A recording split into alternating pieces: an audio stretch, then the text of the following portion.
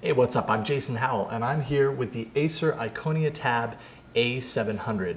You get 32 gigs of storage for $449.99. We'll go ahead and round it up to $450. It's a 1.3 gigahertz quad-core Tegra 3 processor with 1 gig of RAM, 32 gigs of internal storage, 1920 by 1200 LED backlit display, has a micro SD card slot that accepts up to 64 gigs of storage, micro HDMI with Dolby Mobile 3 technology, left and right stereo speakers, a 1 megapixel front-facing camera, a 5 megapixel rear-facing camera, there's a rotation lock switch on the top, and finally, this is a Wi-Fi only device, shipping with ice cream sandwich.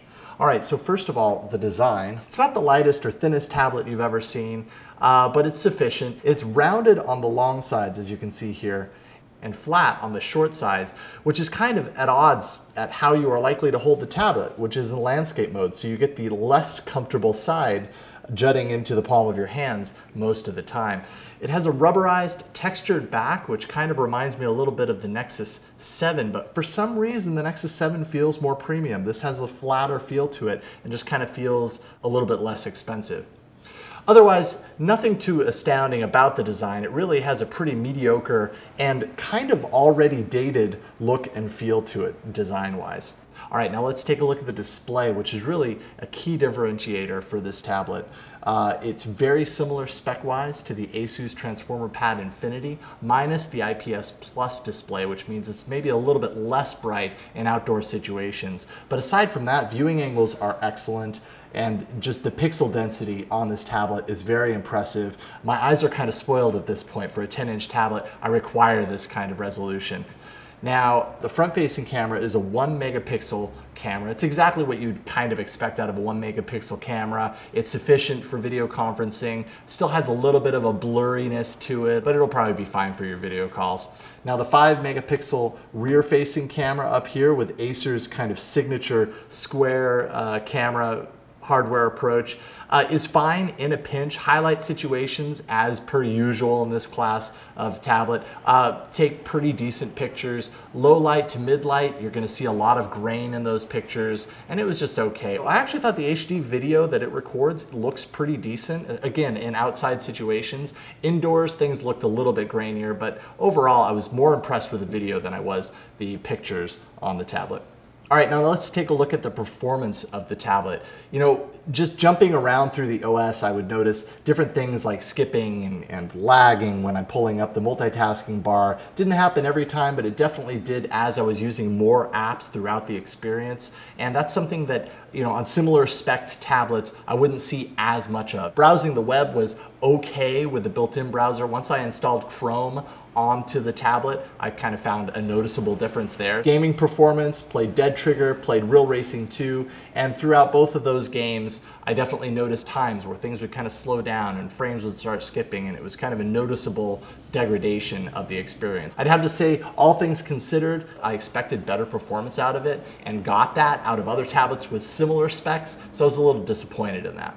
Now onto the battery. This is sporting a 9800 milliamp hour battery, and it's bulky enough to power that extra resolution in the display, which is what a lot of it's being thrown to. I was able to get through 12, 14-hour days of moderate use with the tablet before plugging it in, and definitely if I left it unplugged overnight, I didn't really have to worry about losing a lot by it being unplugged all night. And the next morning, the battery is still pretty, staying pretty strong. So I'd say the battery is actually one of the stronger points of this tablet. Now onto the software. It is running Ice Cream Sandwich, and thankfully, Acer hasn't done a whole lot to kind of sully that experience. They have added in a few potentially useful features. This little ring launcher down at the bottom with a green dot that you just cannot unsee once you see it. It's there persistently. Is kind of a launcher to a few things that you can kind of program in here, as well as control your volume and launch a few apps. It's pretty handy, although sometimes it doesn't respond as quickly as you'd like. Down here in the bottom corner in the notification tab, you have a few toggle switches,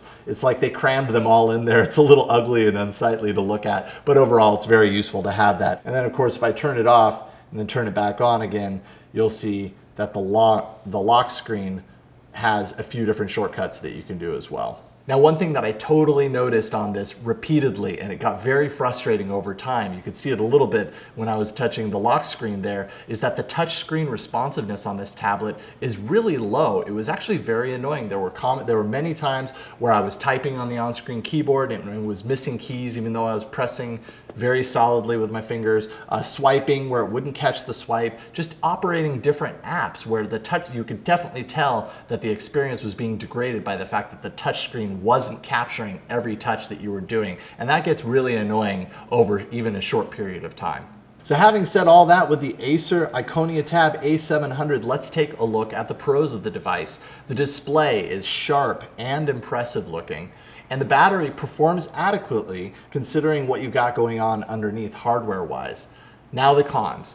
It's laggy, especially considering its quad-core Tegra 3 innards. The touchscreen responsiveness is very poor. The camera produces less than stellar photos, and its design just feels dated. Overall, the Acer Iconia Tab A700 goes up against some pretty stiff competition in the Asus Transformer Pad Infinity. And for $50 more for the Asus tablet, I would probably recommend that you just spend that and get that tablet. All across the board, it's just better in many different ways over the Acer tablet here. So I would recommend that you not buy the Acer Iconia Tab A700. You can catch my reviews on All About Android at twit.tv/AAA. And thank you so much for checking out my review of the Acer Iconia Tab A700.